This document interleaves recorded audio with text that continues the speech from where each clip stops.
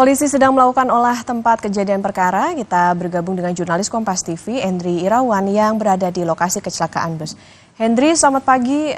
Bisa dijelaskan olah TKP dari polisi saat ini dan sejak pukul berapa?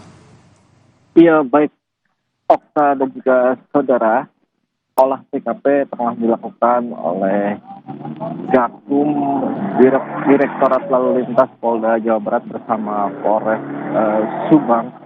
Saat ini pihak kepolisian tengah menandai di lokasi pertama di mana bus tersebut sempat menabrak minibus, dan seperti kita lihat di layar kaca ada tanda nomor 1, atau di mana titik tersebut bukan titik awal bus tersebut menabrak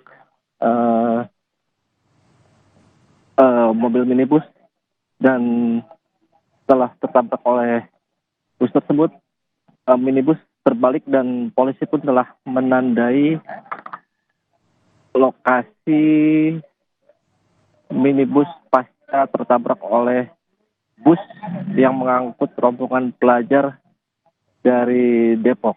Dan saat ini polisi terus melakukan penandaan atau pengukuran lebar jalan untuk mengetahui seberapa cepat dan seperti apa kondisi kecelakaan yang terjadi saat itu.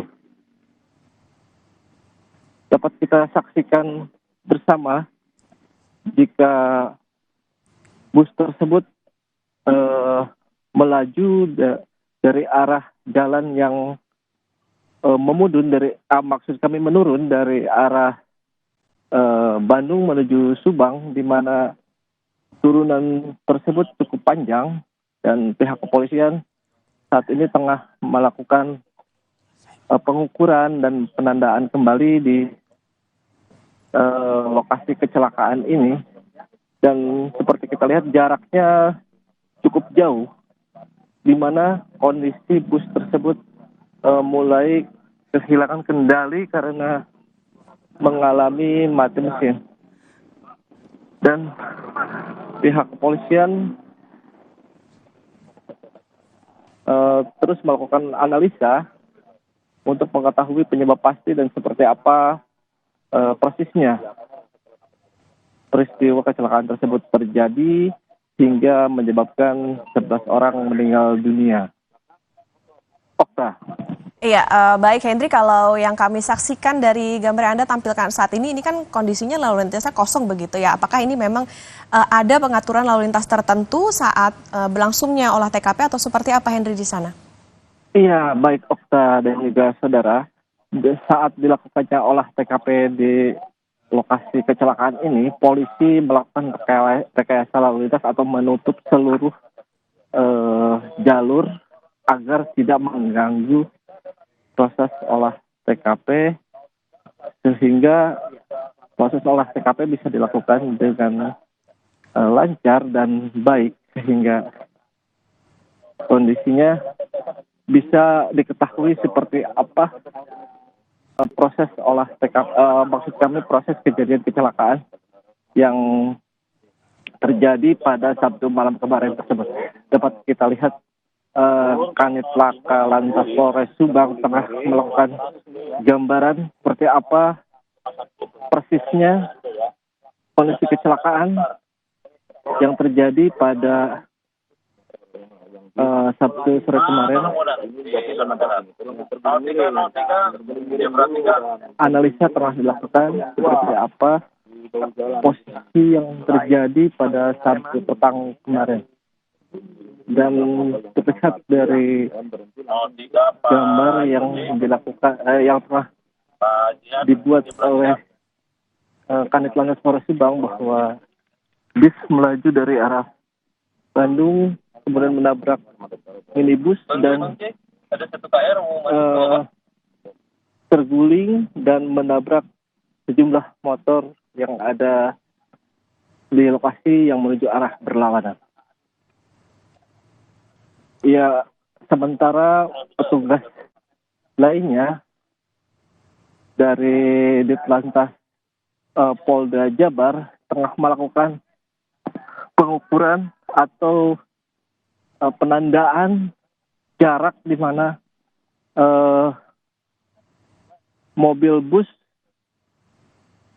melaju tak terkendali dari turunan yang cukup panjang di daerah Ciater Subang ini, Okta. Ya, Hendri, artinya sekarang apa yang sebetulnya sedang ingin dalami oleh petugas di dalam olah TKP di pagi hari ini, Hendri, dan kemudian juga adakah informasi ataupun juga mencari saksi-saksi di sana atau seperti apa, Hendri? Ya, untuk saat ini olah TKP diawali dengan melakukan pengukuran seberapa jauh jarak bus tersebut tidak terkendali dan sebelum akhirnya menabrak sebuah minibus yang berada di arah berlawanan. Kemudian juga polisi juga selanjutnya akan melakukan pencitraan 3 dimensi yang menggunakan alat scanner khusus yang nantinya akan mendapatkan simulasi gambar seperti apa peristiwa kecelakaan tersebut terjadi berdasar analisis teknologi dan data di lapangan. Untuk saksi sendiri, pihak polisian belum terlihat membawa atau memeriksa saksi yang berada di lokasi kecelakaan ini, Okta. Masih dilakukan pengukuran dan juga olah TKP pun masih terus dilakukan oleh polisi saat ini. Terima kasih. Nanti kami akan perbarui lagi informasi dari Anda. Jurnalis Kompas TV Henry Irawan melaporkan dari Subang, Jawa Barat. Terima kasih, Henry. Dan saudara, jangan kemana-mana karena Sapa Indonesia akhir pekan akan kembali lagi dengan informasi jemaah calon haji mulai berangkat ke Tanah Suci. Seperti di Surabaya, 300-an jemaah calon haji kloter pertama berangkat melalui asrama haji embarkasi Surabaya. Kami akan kembali dengan informasinya.